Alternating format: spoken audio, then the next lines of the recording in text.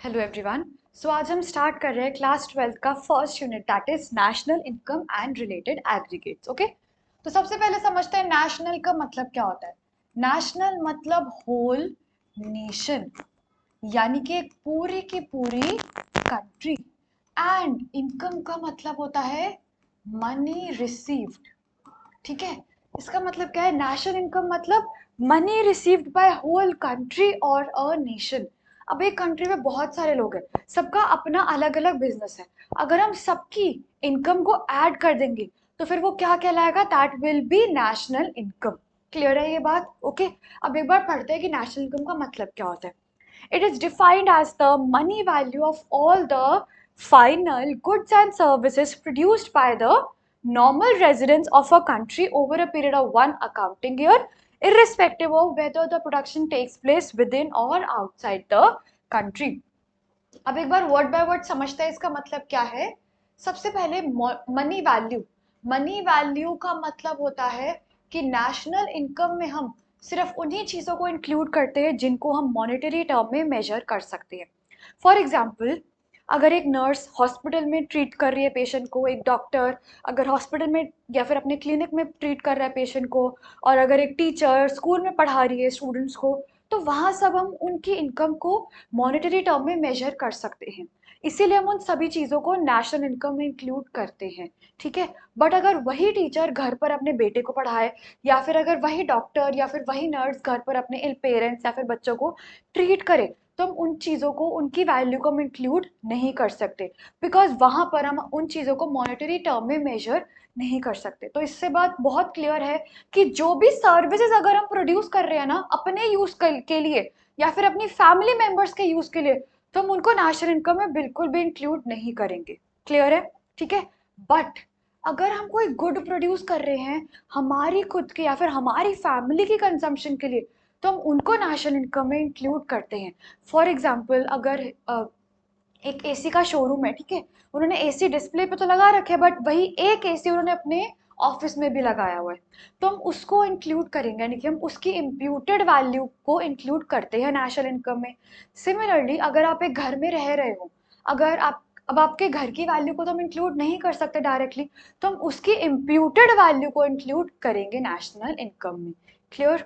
और अगर एक फार्मर है, अगर एक फार्मर कुछ वीट या राइस प्रोड्यूस करता है, और अगर वो अपनी फैमिली की कंजम्पशन के लिए उस वीट और राइस को लेकर जाता है अपने घर, तो अगेन हम उसकी वैल्यू को इंक्लूड करेंगे। सो कंक्लूडिंग इट, अगर हम कोई भी सर्विस प्रोड्यूस करते हैं फॉर सेल्फ कंजम्पशन, तो नेशनल इनकम में उसको इंक्लूड नहीं करना है। और अगर हम कोई गुड प्रोड्यूस करते हैं फॉर सेल्फ कंजम्पशन, तो उसको नेशनल इनकम में इंक्लूड करना है। क्लियर है?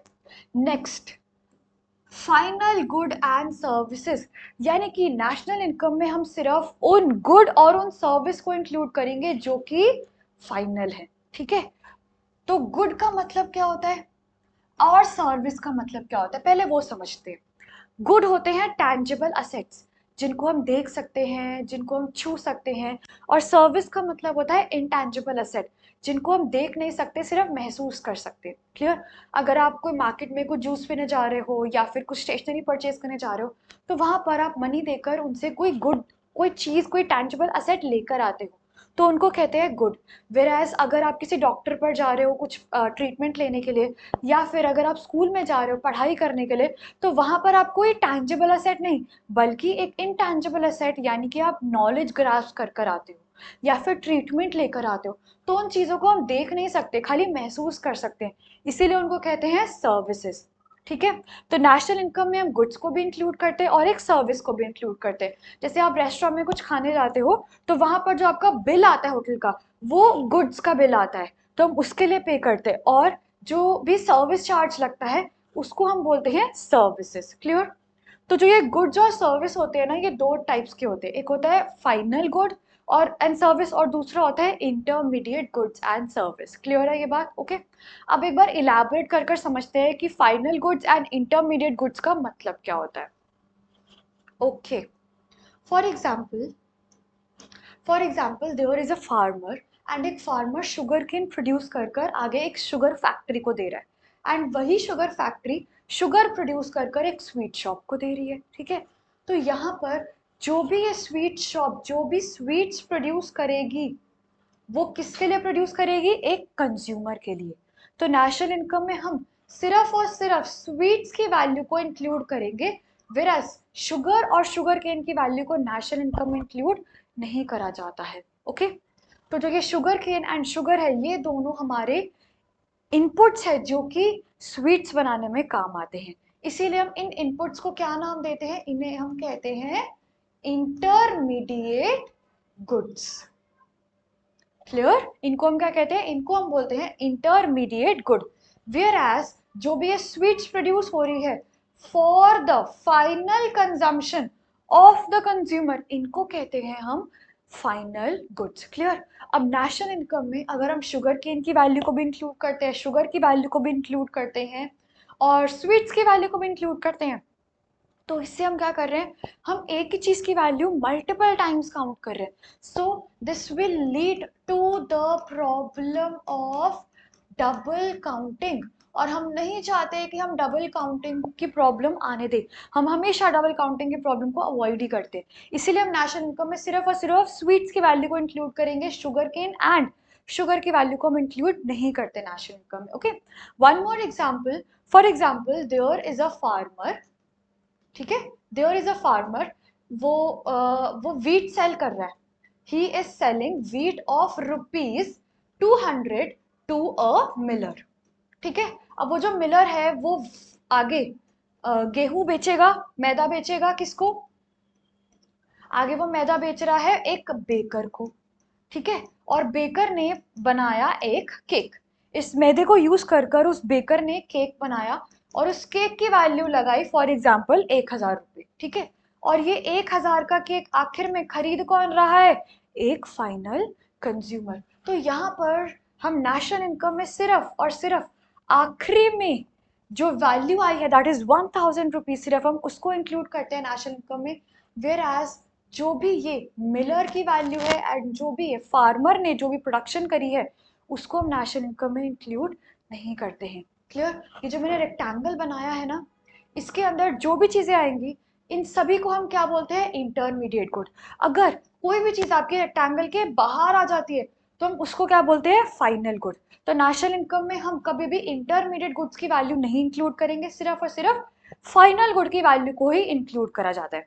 अगर हम इंटरमीडिएट और फाइनल की दोनों की वैल्यू को इंक्लूड करते हैं then that leads to the problem of double counting, and double counting की वजह से हमें एक इकोनॉमी की करेक्ट स्टैंडर्ड ऑफ लिविंग का पता नहीं चलता है। इसीलिए हम नेशनल इनकम में सिर्फ और सिर्फ वही चीज को इंक्लूड करते हैं जो कि इस रेक्टेंगल के बाहर है। इस रेक्टेंगल को बोलते हैं प्रोडक्शन बाउंड्री। तो जो भी प्रोडक्शन बाउंड्री के बाहर है and which is meant for the final consumption of the consumer, और जहां से ये बिल्कुल भी आगे नहीं जाएगा, एक कंज्यूमर है वो केक खरीद लेगा और खा लेगा, ठीक है, वहां से ये वैल्यू आगे नहीं जाएगी। सिमिलरली एक स्वीट है वो कंज्यूमर खरीद लेगा और खा लेगा, है ना, वहां से ये स्वीट आगे नहीं जाएगा। तो हम नेशनल इनकम में सिर्फ उन चीजों को इंक्लूड करते हैं जो आखिर में प्रोड्यूस हुई होती हैं। क्लियर? समझ आया सबको कि नेशनल इनकम में हम सिर्फ फाइनल गुड्स एंड सर्विस की वैल्यू को क्यों इंक्लूड करते हैं? ओके, ठीक है, आगे पढ़ते हैं अब हम। Okay, defined as the money value of all the final goods and services produced by the normal residents। अब यहाँ पर produced का मतलब क्या है? produced का मतलब क्या है? देखो बहुत सिंपल है, जो भी हम मनी रिसीव कर रहे हैं, हम जो भी पैसा कमा रहे हैं ना, वो हम दो तरीकों से कमा सकते हैं। एक कमा सकते हैं हम पैसा by doing some productive work या फिर प्रोडक्टिव एक्टिविटी, या फिर हम पैसा कमा सकते हैं बाय डूइंग अनप्रोडक्टिव वर्क और एक्टिविटी।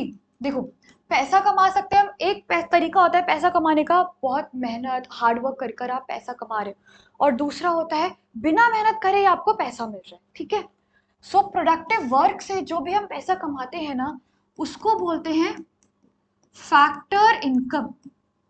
ठीक है, क्या बोलते हैं? Factor income. और अनप्रोडक्टिव वर्क से जो हम इनकम अर्न कर रहे हैं उसको बोलते हैं ट्रांसफर इनकम। ठीक है, क्लियर है ये बात?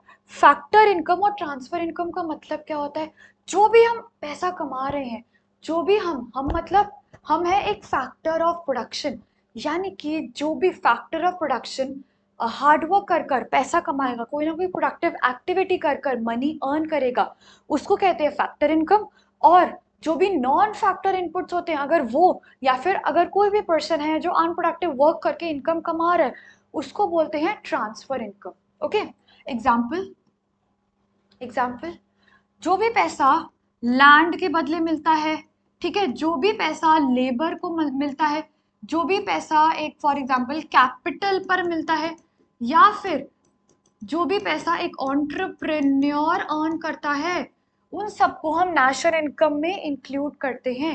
यानी कि फैक्टर इनकम को हम नेशनल इनकम में इंक्लूड करते हैं, वेयर एज ट्रांसफर इनकम को नेशनल इनकम में इंक्लूड नहीं करा जाता है। क्लियर है ये बात? ओके, तो जो भी आप प्रोडक्टिव वर्क कर कर पैसा कमाते हो उसको नेशनल इनकम में इंक्लूड करो, वेयर एज अनप्रोडक्टिव वर्क कर कर आप जो भी मनी अर्न हो रहा है ना उसको इंक्लूड नहीं करते हम नेशनल इनकम में। ठीक है, प्रोडक्टिव वर्क का कुछ एग्जाम्पल, फॉर एग्जाम्पल अगर आपके फादर, आपके पेरेंट्स हैं, वो रोज सुबह काम पर जाते हैं, कुछ ना कुछ प्रोडक्टिव एक्टिविटी करते हैं और मनी अर्न करते हैं, तो हम उनकी इनकम को नेशनल इनकम में काउंट करेंगे। ठीक है, वेराज अगर आपके पेरेंट्स आपको कुछ पॉकेट मनी दे रहे हैं तो वो क्या हो गया, वो एक अनप्रोडक्टिव इनकम कहलाता है। ठीक है, पॉकेट मनी एक अनप्रोडक्टिव इनकम कहलाता है, हम उसको नेशनल इनकम में इंक्लूड नहीं करते। ठीक है, वेराज अगर आपको कोई स्कॉलरशिप मिलती है उसको भी नेशनल इनकम इंक्लूड नहीं करा जाता है। और जो भी लोग गैम्बलिंग से पैसा कमा रहे हैं वो भी अनप्रोडक्टिव इनकम की ही कैटेगरी में आता है, उसको भी नेशनल इनकम इंक्लूड नहीं करना है। ओके, और स्मगलिंग से जो भी अर्निंग होती है लोगों की वो भी इंक्लूड नहीं करते नेशनल इनकम में। और जो भी डोनेशन करिए करते हैं लोग इन टेम्पल्स हो गया या फिर इन एनी चैरिटेबल इंस्टीट्यूट हो गया, हम उनको भी नेशनल इनकम में इंक्लूड नहीं करते। ठीक है, इसके अलावा और कौन सी चीज़ें नेशनल इनकम में इंक्लूड कर सकते हैं हम या फिर नहीं कर सकते, जैसे अगर आप कोई भी मनी अर्न कर रहे हो by sale and purchase of share, again उनको भी हम नेशनल इनकम में इंक्लूड नहीं करते, because all these income are received by doing some और द अदर अनप्रोडक्टिव वर्क, इसलिए हम इसको नेशनल इनकम में इंक्लूड नहीं करते। इसके अलावा if government gives you unemployment allowance, ठीक है, अगर आपको गवर्नमेंट, अगर किसी भी इंडिविजुअल को अनएम्प्लॉयमेंट अलाउंस का मतलब क्या होता है, गवर्नमेंट आपको प्रॉपर जॉब नहीं दे पाई बट इक्विवेलेंट अमाउंट की कुछ मनी दे पाई है आपको। ठीक है, हम उसको भी नेशनल इनकम में इंक्लूड नहीं करते। ओके, एंड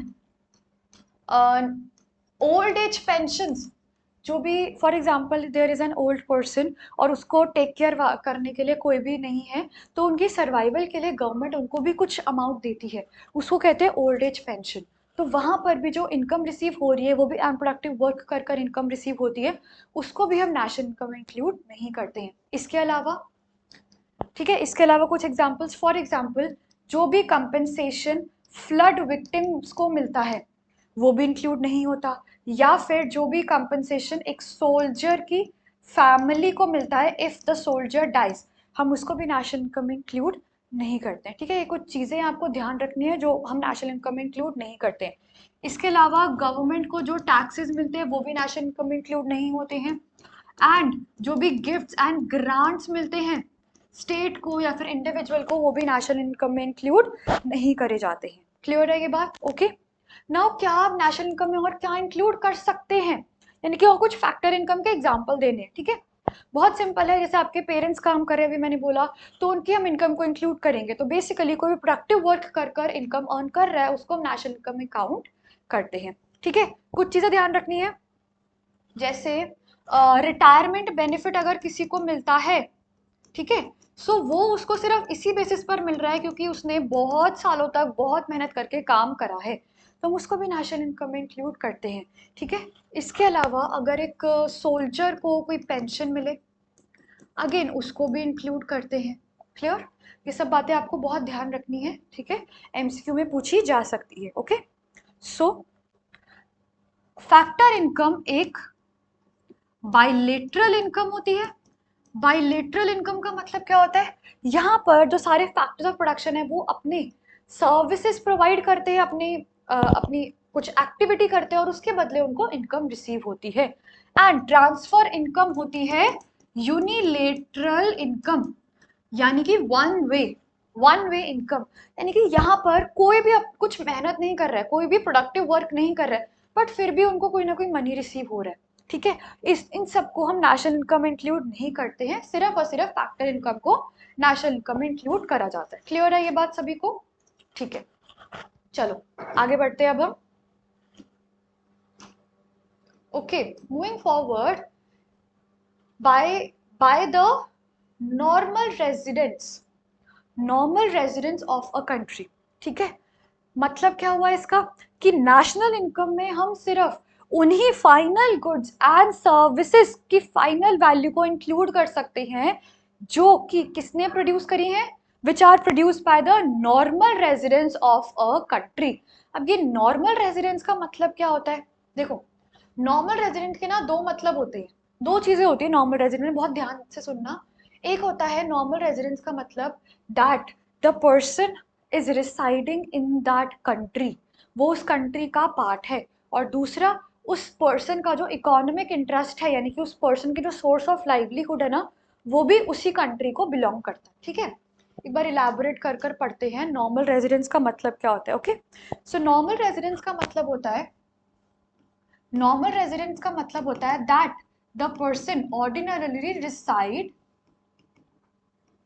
ठीक है, reside in that country. And secondly इसका मतलब होता है दैट उस पर्सन का जो सेंटर ऑफ इकोनॉमिक इंटरेस्ट है ना, वो भी उसी कंट्री में लाई करता है। इसका मतलब ऑर्डिनरी रिसाइड का मतलब क्या होता है कि कोई भी पर्सन अगर 1 साल से ज्यादा उस पर्टिकुलर कंट्री में रह रहा है तो वो उस कंट्री का नॉर्मल रेजिडेंट बन जाता है।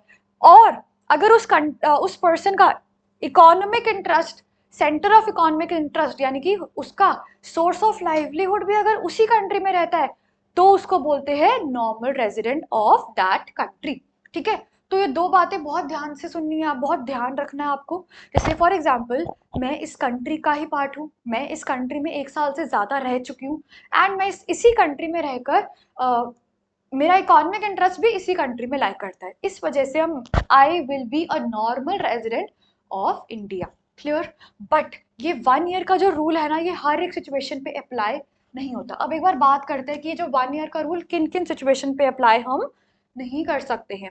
ठीक है, तो सबसे पहले, अगर एक स्टूडेंट अब्रॉड जाता है पढ़ाई के लिए, तो वो 1 साल से ज्यादा का उसका कोर्स है, तो हम उसको अभी भी नॉर्मल रेजिडेंट इंडिया का ही मानेंगे। ओके, अगर एक पेशेंट अब्रॉड जा रहा है अपने ट्रीटमेंट के लिए और 1 साल से ज्यादा हो गया उसको, फिर भी वो इंडिया का ही नॉर्मल रेजिडेंट कहलाएगा। ओके, या फिर a government official on duty, अगर कोई गवर्नमेंट ऑफिशियल इंडिया की तरफ से किसी और कंट्री में जा रहा है ड्यूटी करने के लिए, तो वो अभी भी नॉर्मल रेजिडेंट इंडिया का ही कहलाएगा। ओके, और और अगर आप कोई फॉरेन टूरिस्ट है, ठीक है, अगर जैसे टूरिस्ट है इंडिया में आ रहे हैं ताजमहल को देखने के लिए, ठीक है, या फिर कोई और घूमने के पर्पज से आ रहे हैं। क्लियर?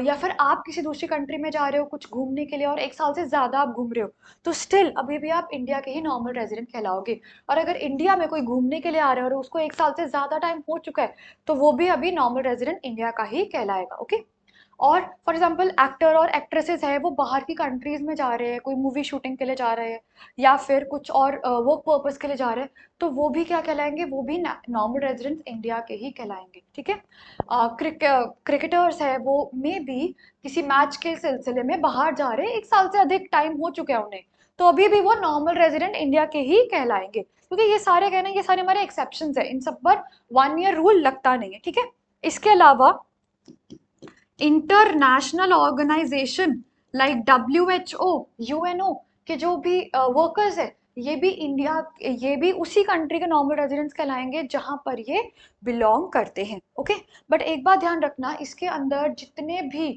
एम्प्लॉयज है, ठीक है, इसके अंदर जितने भी एम्प्लॉयज है, अगर उन्हें 1 साल से अधिक हो जाता है काम करते करते, तो फिर वो इंडिया के नॉर्मल रेजिडेंट्स बन जाएंगे।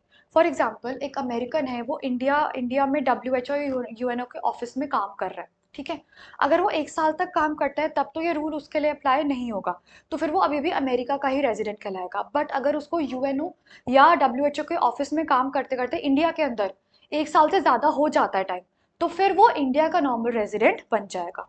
ठीक है। इसके अलावा आपको और क्या एक्सेप्शंस है? जो भी क्रू मेंबर्स होते हैं इंडिया के, अगर वो बाहर गए हैं काम करने के लिए, या फिर कमर्शियल ट्रैवलर्स, यानी कि जो काम के सिलसिले में एक कंट्री से दूसरी कंट्री में ट्रैवल करते रहते हैं, ठीक है। और और जो भी सीजनल वर्कर्स होते हैं, ठीक है, अगर इन सबको 1 साल से ज़्यादा हो जाता है काम करते करते, तो अभी भी ये इंडिया के ही नॉर्मल रेजिडेंट्स कहलाएंगे। ओके। इसके अलावा बॉर्डर वर्कर्स, बॉर्डर वर्कर्स जैसे इंडिया वाघा बॉर्डर पे there are workers of India and Pakistan as well, ठीक है। अब वहाँ पर वो इंडिया का पार्ट कहलाएंगे या फिर पाकिस्तान के नॉर्मल रेजिडेंट्स कहलाएंगे। सो बेसिकली यहाँ पर बहुत ध्यान से देखना, बॉर्डर वर्कर, बॉर्डर पे जितने भी वर्कर्स काम कर रहे हैं वो जिस भी कंट्री को बिलोंग करते हैं वो उसी कंट्री के नॉर्मल रेजिडेंट कहलाते हैं। क्लियर है ये बात? ओके। अब एक छोटा सा एग्जाम्पल दे रही हूँ, ठीक है। एक पर्सन है, वो क्या करता है, वो क्या करता है, रोज इंडिया में आता है, नेपाल से काम करता है और रात को सोने के लिए वापस चला जाता है नेपाल, ठीक है। अब वो पर्सन कहाँ का नॉर्मल रेजिडेंट कहलाएगा? सोचो, वो पर्सन इंडिया का नॉर्मल रेजिडेंट कहलाएगा। क्यों? क्योंकि वो 1 साल से अधिक टाइम जो है वो मोस्टली टाइम अपना इंडिया में ही स्पेंड कर रहा है, ठीक है। इसके अलावा उसका इकोनॉमिक इंटरेस्ट कहाँ लाया कर रहा है? सबसे बड़ी चीज आपके सामने लिखी है, उसका इकोनॉमिक इंटरेस्ट कहाँ लाया कर रहा है? उसका इकोनॉमिक इंटरेस्ट इंडिया में ही लाया कर रहा है, इसीलिए वो पर्सन जो है वो इंडिया का ही नॉर्मल रेजिडेंट कहलाएगा, ठीक है। अच्छा, कई बार ना बच्चों को बहुत कंफ्यूजन होती है कि ये रेजिडेंट कौन होता है और सिटीजन क्या होता है, ठीक है। तो एक बार ना ध्यान से देखना कि रेजिडेंट और सिटीजन में फर्क क्या होता है।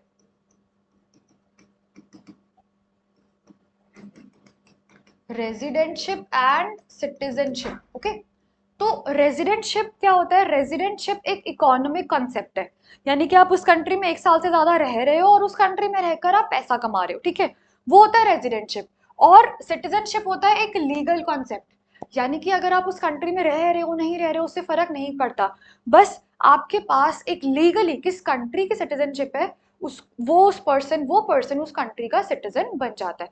अब जो सिटीजनशिप एक्वायर करने के क्या क्या तरीके हो गए, इधर बाय बर्थ और बाय अडॉप्शन और बाय आपने कुछ अप्लाई करा है सिटीजनशिप के लिए, लीगली आपको वो पूरा फॉर्मल प्रोसीजर से आपको उस कंट्री की सिटीजनशिप मिल गई है। और रेजिडेंटशिप बनने के लिए क्या करना है, आपको उस कंट्री में 1 साल से अधिक रहना है और उस कंट्री में ही रहकर पैसा कमाना है, ठीक है। तो रेजिडेंट आप एक कंट्री के एक बार में आप एक कंट्री के ही रेजिडेंट हो सकते हो, ठीक है। आप दो दो कंट्री में रहकर पैसा नहीं कमा सकते हो, आपका इकोनॉमिक इंटरेस्ट जो है वो दो कंट्री में लाए नहीं कर सकता at same point of time. Basically आप दो कंट्री में 1 साल से अधिक साथ में तो रह ही नहीं सकते ना, इसीलिए आप एक बार में एक कंट्री के रेजिडेंट हो गए। वेराज सिटीजनशिप आप एक कंट्री से ज्यादा किसी भी कंट्री की सिटीजन आप एक कंट्री से ज्यादा किसी भी कंट्री की सिटीजनशिप ले सकते हो, ठीक है। सो रेजिडेंटशिप सिर्फ एक कंट्री में होगी आपकी, एंड सिटीजन आप एक कंट्री से ज्यादा कंट्री के सिटीजन हो सकते हो। बट एक बात ध्यान रखना, इंडिया के अंदर डुअल सिटीजनशिप अलाउड नहीं होती है। क्लियर है? ओके। चलो, आई होप आपको क्लियर है कि नॉर्मल रेजिडेंट क्या होता है क्या नहीं होता, ठीक है। आगे बढ़ते हैं अब हम। Okay, fine. Okay, national income is the money value of all the final goods and services produced by the normal residents of a country over a period of 1 accounting year। इसका मतलब क्या है? 1 अप्रैल से लेकर 31 मार्च तक, यानी कि वही हो गया ना 1 साल, ठीक है। तो 1 साल के अंदर, इस ड्यूरेशन में 1 साल के अंदर आप जो भी पैसा कमा रहे हो, आप मतलब जो भी नॉर्मल रेजिडेंट कुछ भी प्रोडक्टिव एक्टिविटी कर कर पैसा कमा रहे हैं, हम सिर्फ उन्हीं को नेशनल इनकम में काउंट करते हैं। क्लियर है ये बात? ओके, आगे। irrespective of whether the production takes place within or outside the country। तो यानी कि नेशनल इनकम में हमें ये फर्क नहीं पड़ता कि हमने जो भी पैसा कमाया है वो हमने अपने इंडिया में रहकर कमाया है या फिर इंडिया से बाहर रहकर कमाया है, ठीक है। हमें सिर्फ इससे मतलब है कि वो पैसा नॉर्मल रेजिडेंट्स ने कमाया हो, और नॉर्मल रेजिडेंट्स वो पैसा इंडिया में रहकर भी कमा सकते हैं और इंडिया के बाहर जाकर भी कमा सकते हैं। क्लियर है? तो वी इर्रिस्पेक्टिव की प्रोडक्शन कहाँ पर हो रही है, हमें सिर्फ इससे मतलब होता है कि पैसा कमा कौन रहा है, और पैसा कौन कमा रहा है, अगर तो वो पैसा प्रोडक्टिव एक्टिविटी कर कर नॉर्मल रेजिडेंट कमा रहा है तो हम उसको नेशनल इनकम में इंक्लूड कर लेंगे। अब वो पैसा हमें फर्क नहीं पड़ता कि वो पैसा हमारी कंट्री के अंदर कमाया जा रहा है या फिर हमारी कंट्री के बाहर जाकर कमाया जा रहा है, ठीक है। बस नॉर्मल रेजिडेंट अगर कमा रहा है वो पैसा एक साल के अंदर, तो नेशनल इनकम में उसको इंक्लूड कर लेंगे हम, ठीक है। तो सबसे पहले बात करते हैं विद इन द कंट्री का मतलब होता है domestic territory of a country, ठीक है। अब एक बार इलैबोरेट कर कर पढ़ते हैं कि डोमेस्टिक टेरिटरी का मतलब क्या होता है, ठीक है। ओके, देखो, एक लेमैन तो बोलेगा डोमेस्टिक टेरिटरी का मतलब होता है इंडिया के पॉलिटिकल फ्रंटियर्स, ठीक है। बट हम इकोनॉमिक्स के स्टूडेंट्स हैं, हमारे लिए डोमेस्टिक टेरिटरी का मतलब सिर्फ और सिर्फ इंडिया के कॉर्नर, यानी कि इंडिया के सिर्फ पॉलिटिकल फ्रंटियर्स नहीं होते, इसके अलावा और बहुत चीजें होती है जो कि पॉलिटिकल फ्रंटियर्स के बाहर होती है, बट स्टिल वो इंडिया की ही डोमेस्टिक टेरिटरी में इंक्लूड होती है।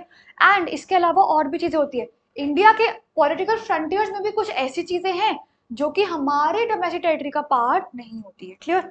तो इस चीज को बहुत ध्यान से सब सुनना है सभी ने, ठीक है, कि डोमेस्टिक टेरिटरी का मतलब क्या होता है, ठीक है। Domestic territory is also called economic territory, ठीक है, it is also called economic territory, okay। domestic territory और economic territory is not just limited to the fact political boundary, सिर्फ वो नहीं होता है, और भी बहुत सारी चीजें होती है जो अब हमें पढ़नी है, ठीक है। सबसे पहले तो all the territorial waters Indian Ocean, although ये पॉलिटिकल बाउंड्री के बाहर है, Indian Ocean, bay of Bengal, Arabian Sea, all the territorial waters which belong to India, वो भी हमारा इंडिया की ही डोमेस्टिक टेरिटरी में इंक्लूड होगा, क्लियर है। दूसरा, पहला, चलो पहला एक बार लिख देते हैं, territorial waters like Indian Ocean, bay of Bengal, Arabian Sea, ये सब इंडिया के डोमेस्टिक टेरिटरी में इंक्लूड होंगे, ठीक है। एंड और क्या इंक्लूड होगा इंडिया के, ओके, इंडिया के जो भी शिप्स एंड एयरक्राफ्ट्स पूरे के पूरे नेशन में घूम रहे हैं वो भी इंडिया के डोमेस्टिक टेरिटरी में इंक्लूड होंगे। Like for example Indian Airways आपका सिंगापुर से फॉर एग्जांपल मलेशिया जा रहा है, तो वो भी इंडिया का ही पार्ट होगा। अगर इंडिया की कोई शिप बाहर है, इंडिया की पॉलिटिकल बाउंड्री के बाहर है, तो वो भी इंडिया की डोमेस्टिक टेरिटरी में ही इंक्लूड होता है, ठीक है। इसके अलावा फिशिंग वेसल्स, ठीक है, fishing vessels, oil rigs belonging to India but are not lying inside the political boundaries of India, वो भी इंडिया की डोमेस्टिक टेरिटरी में ही इंक्लूड करेंगे हम, ठीक है। इसके अलावा बहुत इंपॉर्टेंट ध्यान रखना है आपको, ऑल द एम्बेसीज, ठीक है। फॉर एग्जाम्पल यूएसए के अंदर एक इंडियन एम्बेसी है, ठीक है, या फिर किसी और कंट्री, रशिया में इंडियन एम्बेसी, या फिर किसी और कंट्री में अगर इंडियन एम्बेसी है ना, तो वो भी इंडिया की ही डोमेस्टिक टेरिटरी में इंक्लूड होता है, ओके। और कॉन्सुलेट्स, कॉन्सुलेट्स का मतलब होता है गवर्नमेंट बिल्डिंग, अगर इंडिया की गवर्नमेंट बिल्डिंग किसी और कंट्री में है तो वो अभी भी इंडिया की डोमेस्टिक टेरिटरी का ही पार्ट होगा, क्लियर है ये बात, ओके, क्लियर, ठीक है। इसके अलावा फॉर एग्जाम्पल अगर इंडिया की डोमेस्टिक टेरिटरी के अंदर, अब हम बात करेंगे कि इंडिया के पॉलिटिकल बाउंड्रीज के अंदर ऐसी कौन सी चीजें हैं जो कि इंडिया की डोमेस्टिक टेरिटरी का पार्ट नहीं होंगी, ठीक है।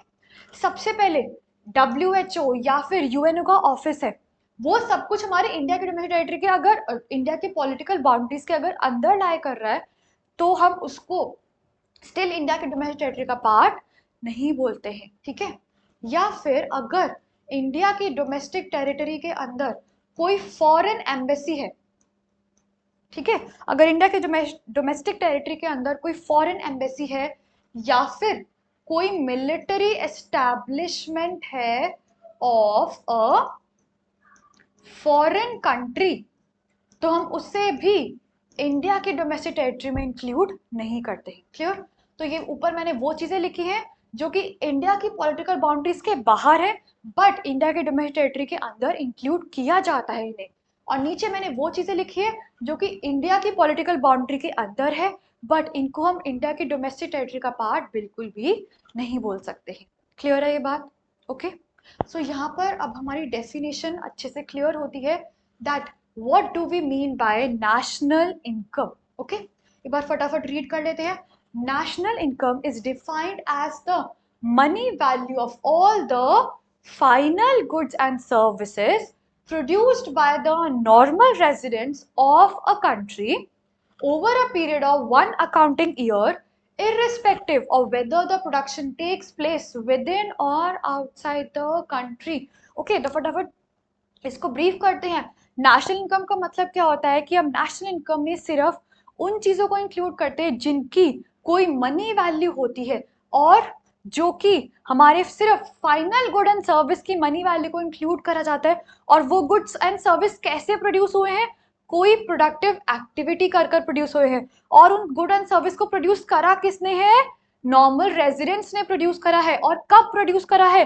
एक साल के अंदर, एक साल के अंदर। ठीक है, तो जो भी final good and service productive activity कर कर नॉर्मल रेजिडेंट्स ने प्रोड्यूस करे हैं एक साल के अंदर, सिर्फ हम उनकी मनी वैल्यू को इंक्लूड करते हैं। अब हमें इससे फर्क नहीं पड़ता कि उन रेजिडेंट्स ने हमारे डोमेस्टिक टेरिटरी के अंदर वो पैसा कमाया है या फिर हमारे डोमेस्टिक टेरिटरी के बाहर जाकर वो पैसा कमाया है। बस एक साल के अंदर नॉर्मल रेजिडेंट्स ने अगर वो पैसा कमाया है कोई प्रोडक्टिव एक्टिविटी कर कर, तो हम उनकी मनी वैल्यू को इंक्लूड करेंगे नेशनल इनकम। ठीक है, आई होप नेशनल इनकम की डेफिनेशन क्लियर है। Rest will do in the next class. Okay, thank you, have a good day.